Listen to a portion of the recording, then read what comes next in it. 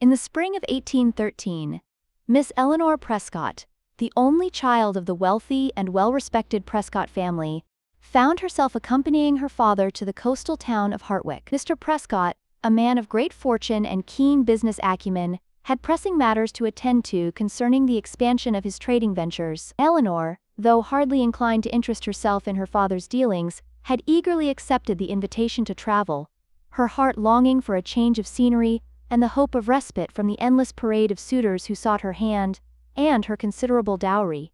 Eleanor was a young lady of uncommon beauty, with a lively intelligence and a gentle, steady disposition. Yet, it was her fortune that most men saw first, and it wearied her greatly. Wherever she went, she was met with flattering attentions that rang hollow, declarations of love that felt rehearsed, and promises of devotion from gentlemen whose sincerity she could not trust. Thus, when the opportunity arose to spend a fortnight in Hartwick, far removed from London's relentless social obligations, she joyfully accepted. Hartwick was a charming town by the sea, its air bracing and its scenery enchanting.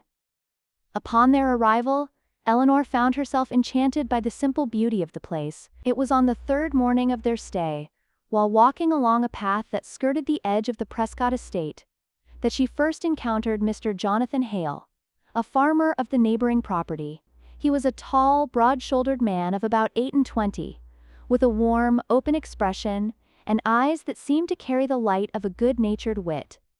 Mr. Hale had not, until that moment, given much thought to the new visitors at the estate. He had, of course, noted their arrival, the fine carriages, the impeccably dressed servants, and the evident grandeur of their lifestyle. But his attention was consumed by his own affairs, for he was a farmer not only of diligence, but of success, having built a thriving enterprise through years of hard work and careful management. When Eleanor chanced upon him inspecting a stone wall that divided their properties, she greeted him with a bright smile and an observation about the weather, her tone light and unassuming. Jonathan, though surprised by the approach of so elegant a lady, responded courteously. Their conversation was brief and inconsequential, yet it left an impression on them both.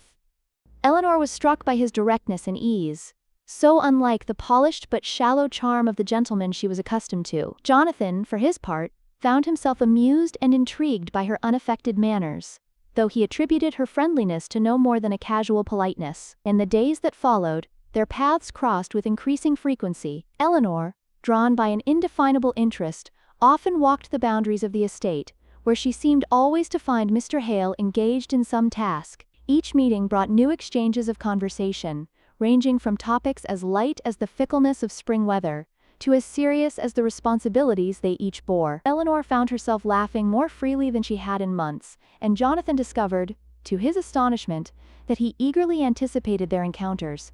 Despite their growing rapport, Jonathan remained firmly convinced that Miss Prescott's interest in him could not extend beyond casual acquaintance. Her evident wealth and status placed her in a sphere far above his own. Though he was proud of his achievements and considered himself a man of good standing, he knew well the unyielding boundaries of social class. He resolved, therefore, to guard his heart against the stirrings of affection he could not entirely suppress. Eleanor, meanwhile, grew increasingly certain of her feelings. She admired Jonathan not only for his handsome appearance, but for his integrity, his industrious nature, and the quiet humor that made her laugh despite herself. He was unlike any man she had ever known, authentic, kind, and unpretentious. Yet, she sensed his hesitation and resolved to bridge the distance between them. One afternoon, as they walked together along a secluded path, Eleanor reached out and, with deliberate boldness, took Jonathan's hand in her own. The gesture startled him, and he turned to her with a look of confusion and wonder. "Miss Prescott," he began, his voice faltering. "I do not understand." Eleanor met his gaze with a steady warmth. "Mr. Hale," she said softly, "have you truly not guessed? I have come to care for you deeply, more than I can express in words." Jonathan's heart leapt, but his practical mind immediately sought to temper his joy. "Miss Prescott," he said, his tone earnest, "you cannot mean this. A lady of your standing, surely. You would risk too much by regarding me in such a way." Eleanor smiled. a touch of mischief in her expression. "And if I am willing to take that risk?" she asked. It was then that Jonathan's defenses crumbled. He took a step closer to her, his voice trembling with emotion. "Eleanor, I have tried to deny it, but I cannot. I love you. I have loved you from the moment you first spoke to me, though I dared not hope that you could ever feel the same." Her answer was a radiant smile, and in that moment, all doubt seemed to fade. They spoke long into the afternoon, their hearts unburdened and their futures entwined. When Eleanor's parents learned of her attachment to Mr. Hale, their reactions were mixed. Mrs. Prescott was scandalized, horrified at the prospect of her daughter marrying so far beneath her station. "What will people say?" she demanded. "Do you not see how they will gossip and mock us?"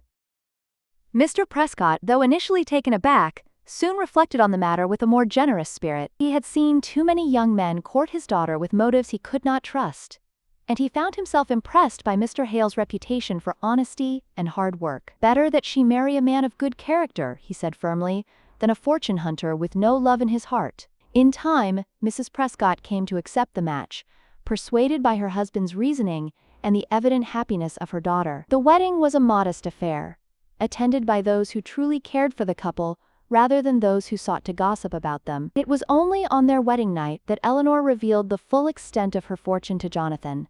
His reaction was one of astonishment, but his words were simple and heartfelt. "Eleanor," he said, taking her hands in his, "all the wealth in the world means nothing to me compared to the treasure of your love."